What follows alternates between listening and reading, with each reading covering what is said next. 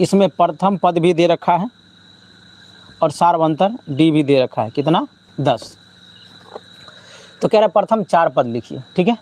तो अगर हम AP अगर लिखते हैं तो AP क्या आ जाएगा, A1, A2, A3, A4 ... इस प्रकार। अब आगे चलते हैं। अगर हम इसमें सबसे पहले ए बोला निकालने के लिए, तो ए तो मेरे पास है ही, क्या बोला निकालने, अच्छा प्रथम 4 पद, तो पहला पद तो मेरे पास है 10, दूसरा पद बराबर क्या होता है a प्लस डी, तो मेरे पास डी भी है।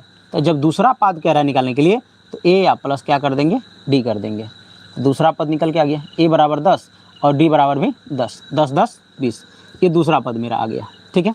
इसी प्रकार अगर हमको कहेगा तीसरा पद निकालने के लिए, यानी कि A3 बराबर फार्मूला हो जाता है ए या प्लस में 2 और डी।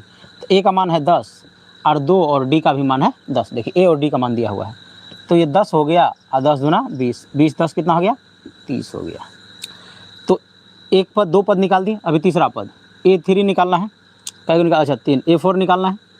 A4 बराबर ए या प्लस 3D, यानी कि जितना कहेगा निकालने, A4 कहेगा तो डी को उतना से उसके एक कम से गुना कर दे। जैसे A4 बोला तो A प्लस 3D, A5 बोलेगा तो A प्लस 4D, मतलब डी को जो रखना है ए जितना बोलेगा उससे कम रखना है। तो A4 बराबर ए का मान है 10 और 3 डी का मान है 10, तो 10 और 30 10 40। A5 कहेगा तो ए या प्लस 5D, यानी कि 10 और प्लस 4D, तो 10 चौका 40 10 50।